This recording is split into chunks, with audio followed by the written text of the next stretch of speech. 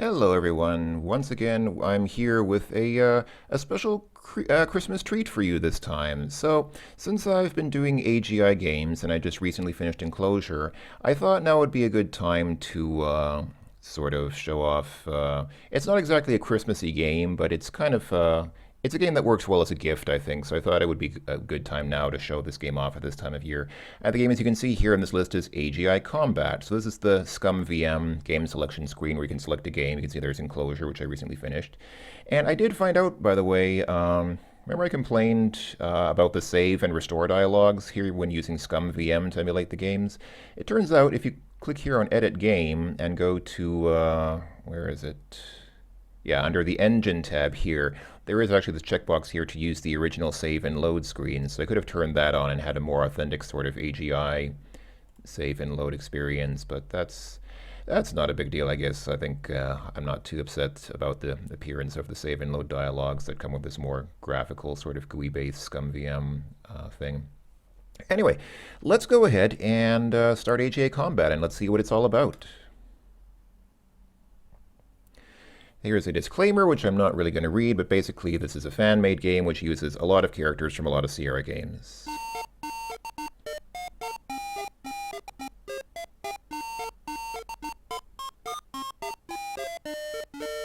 There's that Drunken Sailor song again, which I actually recently realized is possibly an allegory for Morning Wood, because, you know, if you look up the lyrics, there's that one line where it says, "Way, hey, and up she rises early in the morning."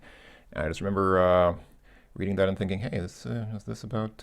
Anyway, so this is AGI Combat. This is the first screen where you select your two opponents. I guess you can press F1 for gameplay instructions. I guess this is kind of...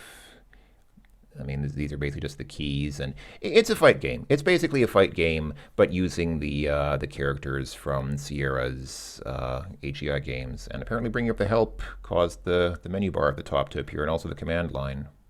You can actually type commands in here, but it doesn't really, it doesn't really recognize anything because it's not actually a text parser-based game. It uses the AGI engine, but let's go ahead and select our characters. So you have two sides here. At the bottom, you have the red side, and we have to pick a character. So we have here, let's see how many of these I can recognize. I mean, I'm pretty sure I can recognize all of them, but some of them look a little bit different because they're rendered in AGI. I think that's supposed to be the hero from the Hero's Quest and Quest for Glory games. That's obviously Mananan from King's Quest 3. That, I'm pretty sure, is Kaveen from Quest for Glory 2. That's obviously Sir Graham, later King Graham. That is... oh. Wait, who is that supposed to be? Oh, is that? I think that's the guy from Gold Rush. Pretty sure that's the guy from Gold Rush, Derp. And that's the little girl who we play in the original Mixed Up Mother Goose. Or is that Mixed Up Fairy Tales? I mean, they were both games, but I think this girl's from Mixed Up Mother Goose. So let's just, I don't know, let's just do them in order. Why not? I mean, I'll try and show off all of them. So let's go and pick the hero, and then player 2 gets to pick from their characters. So from left to right, these are, it's obviously Sunny Bonds from the Police Quest games. That is the Troll from King's Quest 4. That is those characters from Manhunt. That is Taran, the assistant pig keeper from the Prydain books, and relevant here because he was also the protagonist of The Black Cauldron, Sierra's adventure game, The Black Cauldron. That, of course, is Roger Wilco from the original Space Quest. He looks a little bit different than usual because that's him in his spacesuit that he wears for much of Space Quest 1. In later games, he wore mostly a different costume, which might be more familiar to some people. And that, of course, is Donald Duck, relevant here because he is from Donald Duck's Playground, which was an early Sierra children's, not adventure game, but sort of game of other types. Anyway, like I said, I'll probably just do them from left to right. Why not? So let's go ahead and pick Sunny Bonds to start with. And here we go. So this game is, these animations are showing off the different attacks. So that's their low attack. And then it starts from the beginning again. That's their high attack. Sunny, of course, attacks with his nightstick, and the hero attacks with his sword. So yeah, on the left we have Sunny Bonds. A key member of the Lytton Police Department, Sunny Bonds is always ready for a fight. With his trusty nightstick, he is prepared to crack open the heads of winos, drunks, or protesters as the situation may require. Yeah, get those protesters. A fairly recent graduate of the famous Adventurers Correspondence School, the hero has been looking forward to putting his new knowledge into practice. He has learned not to let his sword tell where he is going to strike. That is a good good fighting strategy. So anyway, before I start, I just want to say I actually found out about this game years ago. The creator himself, Klownstein, I believe, actually sent me a message on YouTube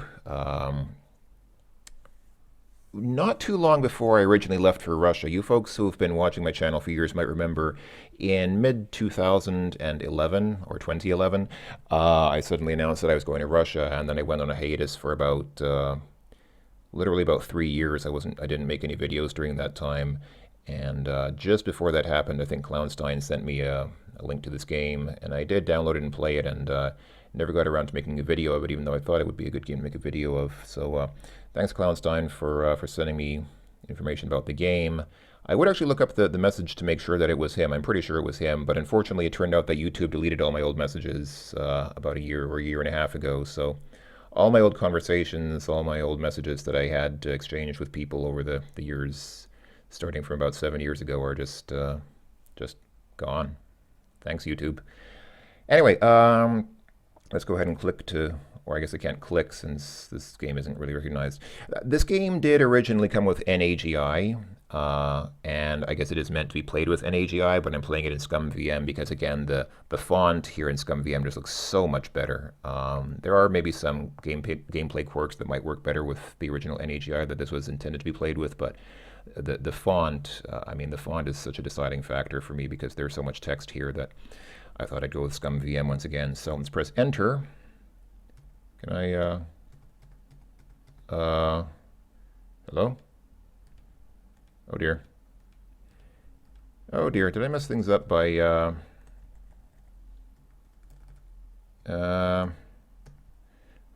think I may have, I think I may have messed things up by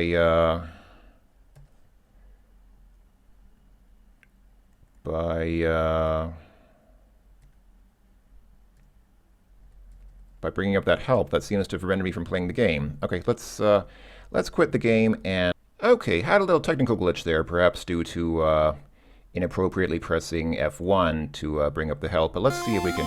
Here we go. Now the game is actually playing. And I'm going to turn down the music because the music is quite loud in this game. One of the problems I always have with recording is, you know, the music... It's difficult to balance out my sound levels because I'm not really clear on how loud the music is in relation to my voice, but I think here in the game it's quite loud, so I turned it down a bit. Anyway, it's a fight game, so we can make Sonny attack by pressing the keys down there. You can make him jump and parry like that, and duck like that. It's not really... doesn't look like he's ducking, it looks more like he's trying to catch a baseball that's about to be thrown at him or something, but anyway. But you can also make him attack, like so. And the characters don't actually take damage per se. Oh, or maybe they do. Oh, they do, I just didn't realize it. Duh. Okay, alright, let's move on then. Let's go ahead and once again proceed from left to right. And yeah, so we still have Sonny Bonds over there, but now we have Mannanan on the right, a wicked wizard from the infamous land of Ludor. Mannanan is a master of magic and enchantment. Not a physically powerful person, he can still pack a powerful punch with his special zap spell. Alright, so... And the background here is, I believe, from Manhunter. So... I'll go ahead and show off the rest of the characters and the backgrounds in a moment, but before I do that, let me go ahead and just mention, now I can't press escape for some reason to bring up the menu as I could before, but you can still press tab. And yeah, when you press tab, it shows you your inventory, just as in a regular AGI adventure game. And we're carrying stuff like this Easter egg. Yes, you've found an Easter egg. And let's go ahead and go through all these things here, because this is really, for me, one of the key draws of the game. Sailor's cap, I think that's supposed to be spelled with an O. Sailor, not sailor, but anyway. A round, flat, visorless hat worn by sailors in many of the world's navies. This, of course, is Donald Duck's hat, relevant here because, again, Donald Duck is a character in the game. Here's the pickaxe. With the help of this pick, you might just be able to retire in a year or two, maybe sooner if you get really lucky. That, of course, is a reference to the game Gold Rush. Sleeping gown is the type of thing a little girl would wear to bed to stay warm on cold nights. That's the thing that you wear in Mixed Up Mother Goose. Dark Club. This club would have little pieces of Rosella on it if she hadn't restored her game. That, of course, is the Trolls club from King's Quest IV.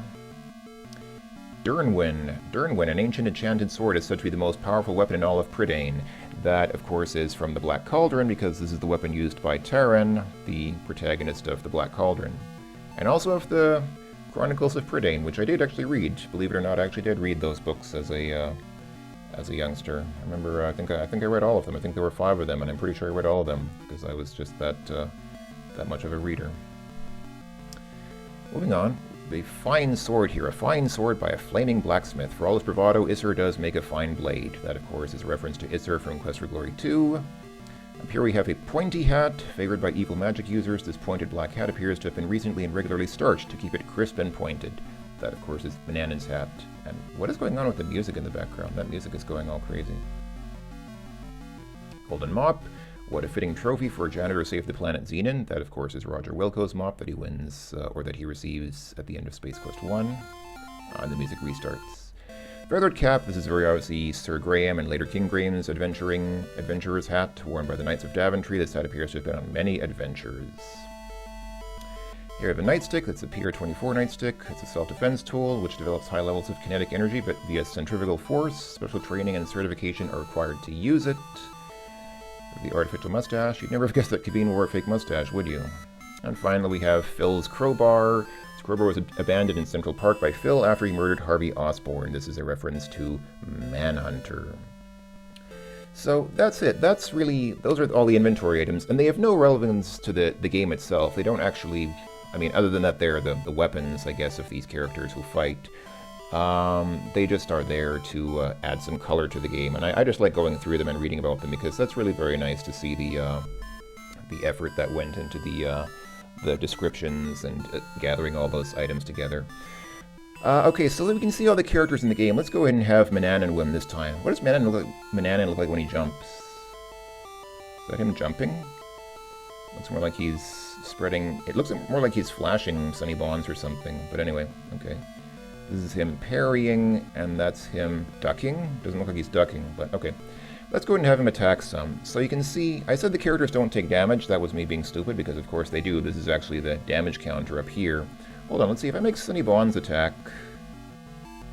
Yeah, it's not actually cumulative. It goes back and forth, so if this side scores an attack, the other side can still attack back and push things in the other direction. So theoretically these fights can go on forever, because it only ends when one character goes all the way to the end of their gauge. It's not like each character has a finite number of hit points. It's really more about the balance between the two. So anyway, let's move on now. Player 2 can play as this troll.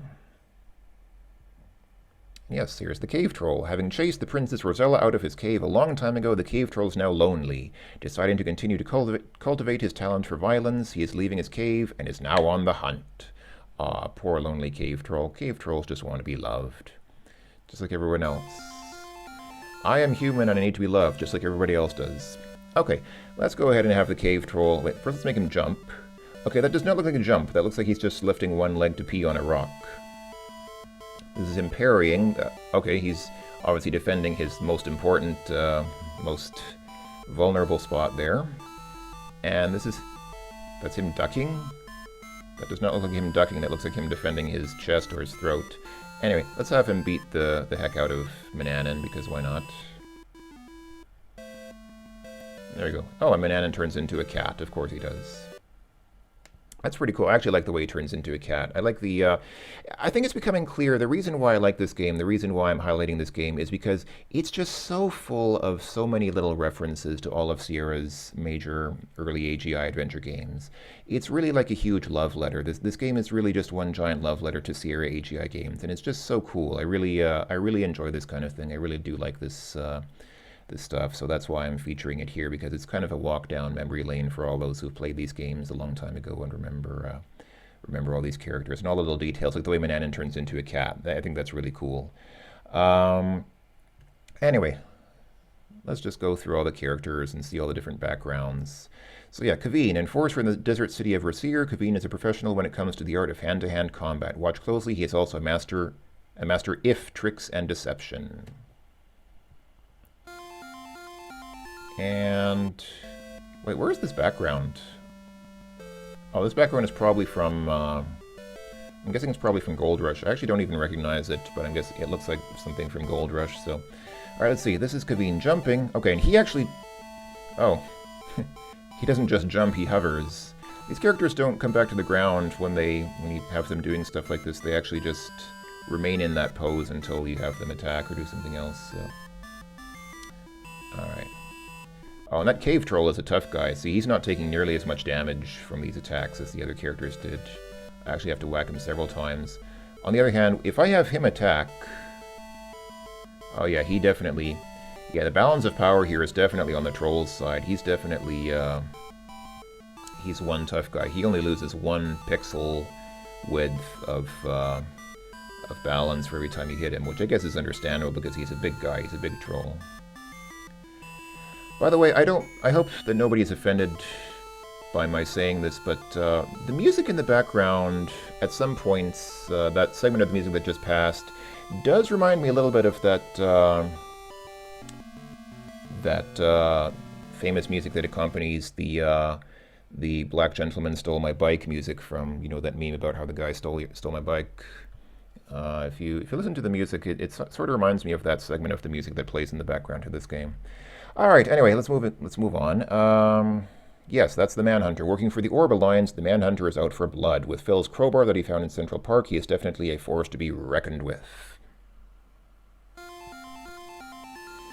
And this once again looks like a background from Gold Rush. Is it, or is it something else? I'm actually not sure. I have to confess, some of these are games that I did not finish, and so I'm really not sure if I actually am misattributing some of the... I assume this has to be from Gold Rush, because in the lower left there it says something like, for California. I mean, how many games mention California outside of Gold Rush in a covered wagon context like this? This has to be from Gold Rush, so that other game must have been from something else. Anyway, let's see. So that's the Manhunter jumping. Again, he looks more like he's hovering. This is him parrying, and that's him ducking. Alright, let's go ahead and have Kaveen... Wait, what? Is Kaveen not able to hit him? Oh, there we go. I guess Kaveen can't... I guess he can't make a high hit when the other guy's ducking, which I guess kind of makes sense, actually, when you think about it. Alright, let's go ahead and move on. This is... Taran, an assistant pig keeper. Taran was unhappy with his lot in life. He left his home, was captured by goons, and locked away in a tomb. There he found an enchanted sword that at least he feels makes him invincible. Alright. And this background is... Wait, what's this from?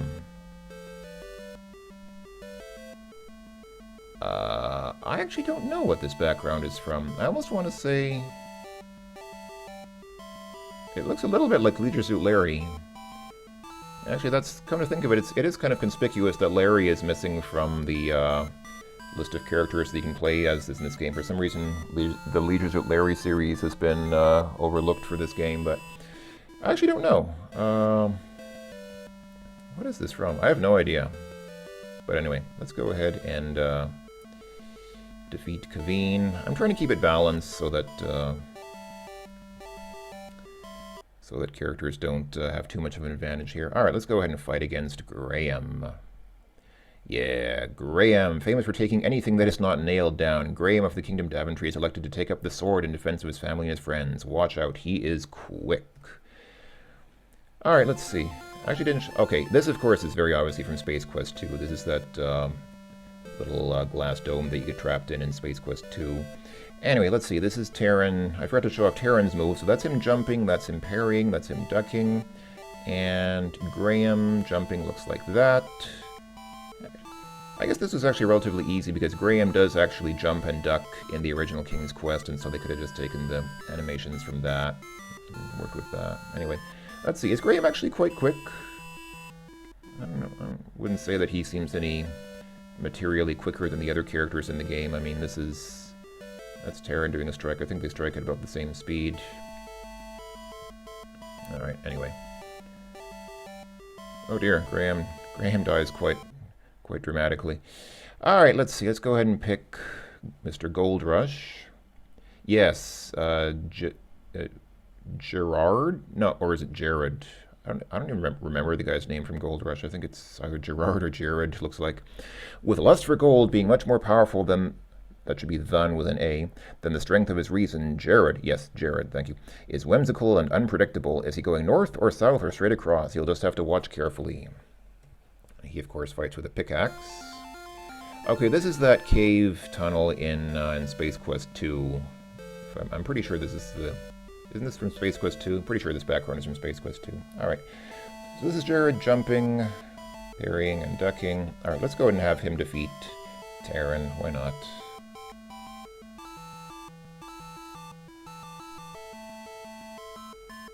Oh, we don't get to see Terran's fallen body since it was hidden behind the rocks. But anyway. Alright, now it's Jared versus Roger Wilco.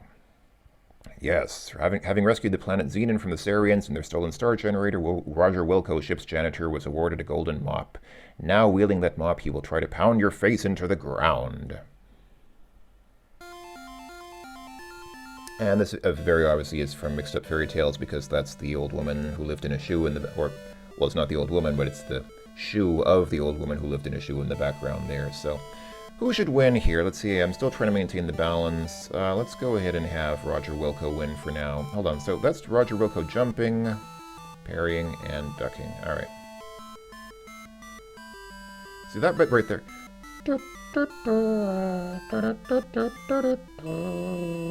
That sounds like the Black Gentleman Stole My Bike song, to me anyway.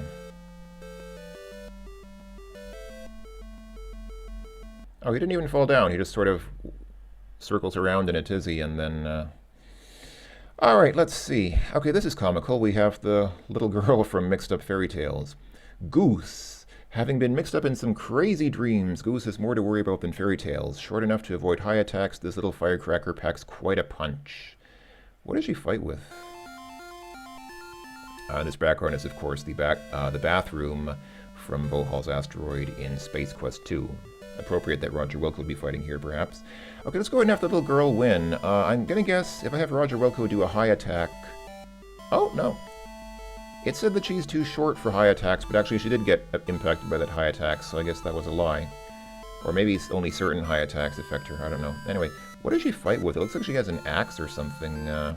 Oh, also her attacks don't seem to do much damage. Oh, I'm doing a middle attack. Let's see, if I do a high attack... Okay, her high attacks do pretty good damage. It looks like she's fighting with an axe. Why is the little girl fighting with an axe? And how does Roger Wilco just get a boulder falling on top of him like that? Alright, last character. It's Donald Duck versus Goose.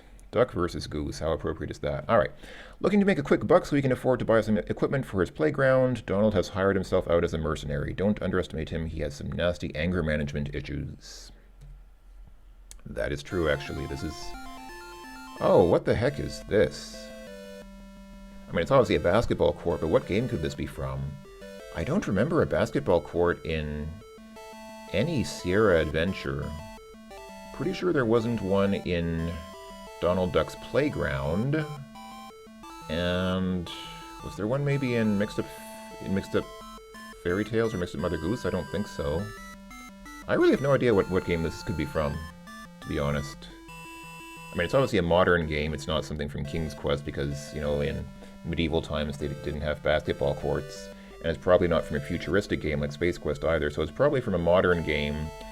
But I don't think... I mean, maybe Police Quest, since Police Quest is present day, but I don't think so. I don't remember anything like this from Police Quest. I have no idea what game this might be from. But anyway, let's see. This is Donald jumping, parrying, and ducking. He looks about the same when he parries as when he ducks. Oh, did I forget to show off the little girl jumping? That's the little girl jumping, that's her parrying, and that's her ducking. Alright, who should win? I really don't know. Can the little girl hit Donald in a high attack? Maybe not while he's ducking like that, but yeah, she can. Alright, let's go ahead and might as well have her... Might as well have the little girl win. Oh hey, the little girl can't hit Donald in a high attack except when he's jumping. Donald is too small. Can Donald hit her? No, he can't hit her with a high attack either. Alright, I'll have to... If I want to kill Donald, then I'll have to use middle and low attacks, which do less damage. That's a low attack, yes. There we go. Yeah. Yes, that's one of the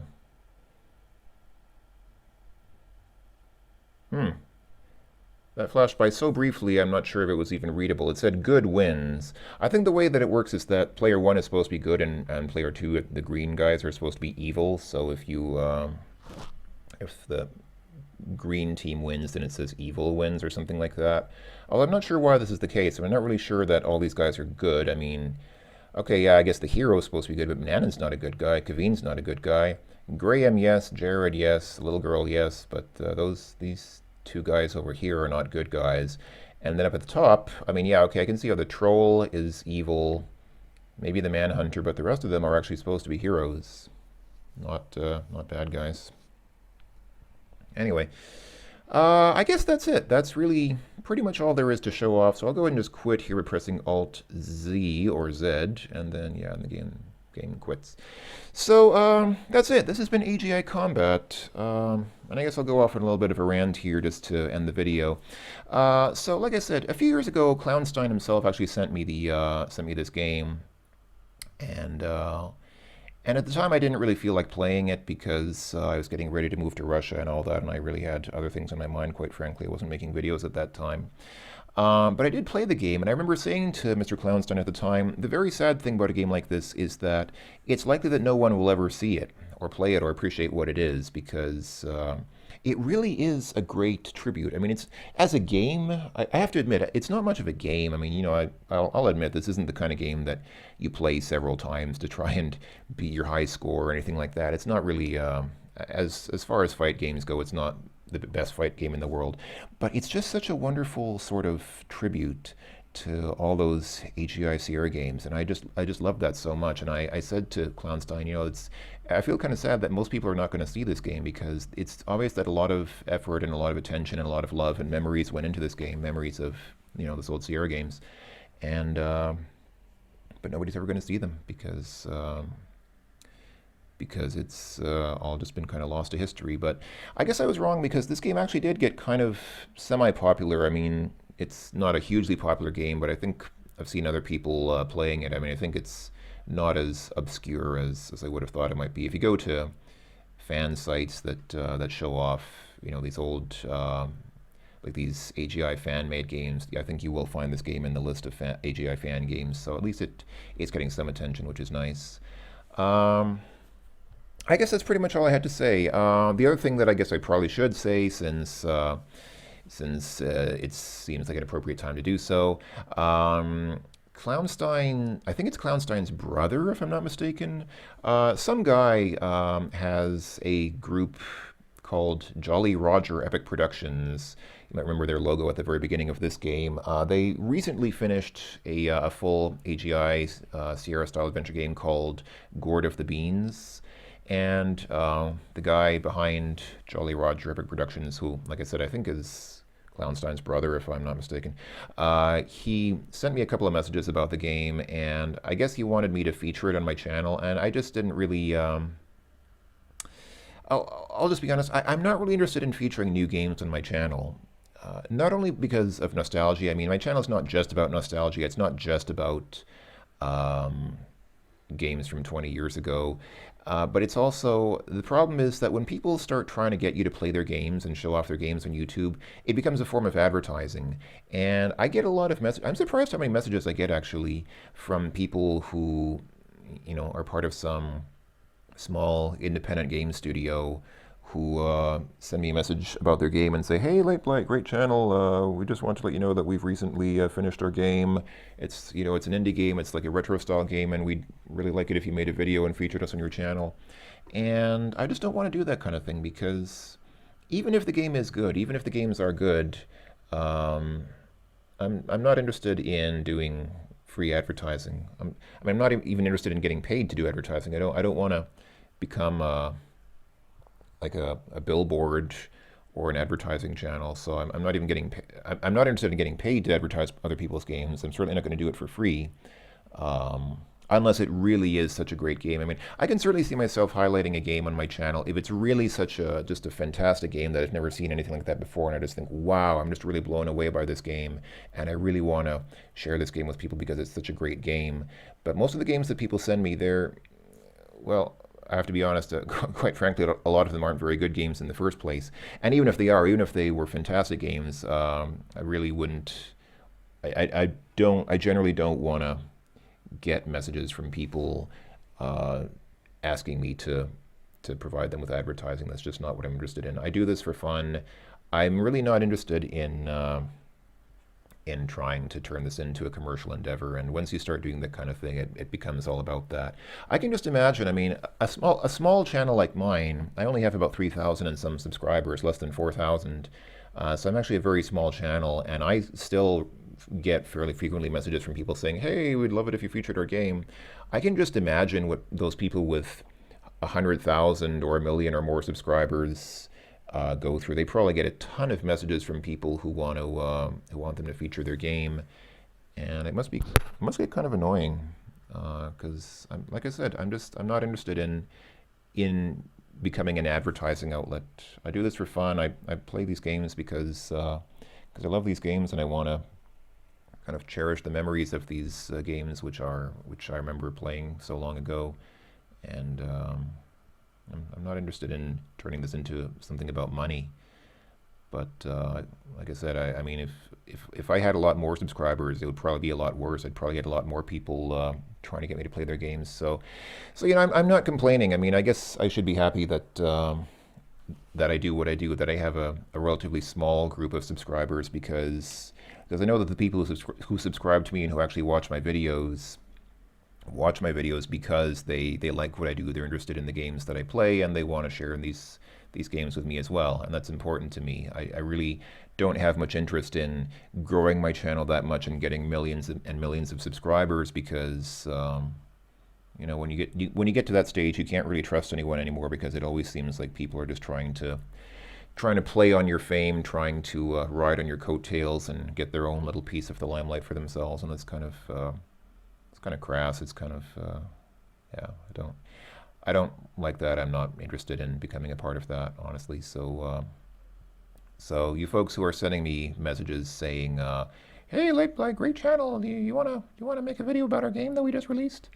I mean, I understand you're doing marketing. If you made a game, you want to kind of advertise it and market that game a little bit to your target audience. But I'm probably not gonna do that unless the game is really so incredible that I've never seen a game like this, and I really think that this game is something special that I would actually want to bring to people's attention. So anyway, I should probably stop talking now. That was just a little, like I said, a little rant that I went on. But ladies and gentlemen, this has been AGI Combat. I thought it was a wonderful sort of gift to us as the Sierra AGI gaming community. I'm very thankful to Klownstein for making this game, and just for all the, like I said, the labor of love that obviously went into this game, because it's very nice. I really appreciate this kind of thing, and hope that you folks enjoyed it as well. I hope that it made a nice little Christmas gift. Like I said, the game's not very Christmassy, but it reminds me of Christmas, because it was often at Christmas time that I would get these games as gifts when I was a child, and so it kind of reminds me of Christmas in a way to think about these games, even though the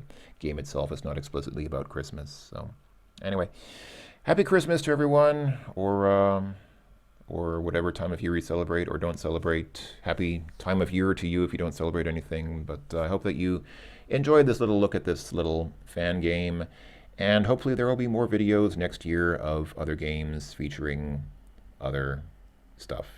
So until then, thanks for watching, everyone. Best wishes for the new year 2016, and yeah, bye-bye for now.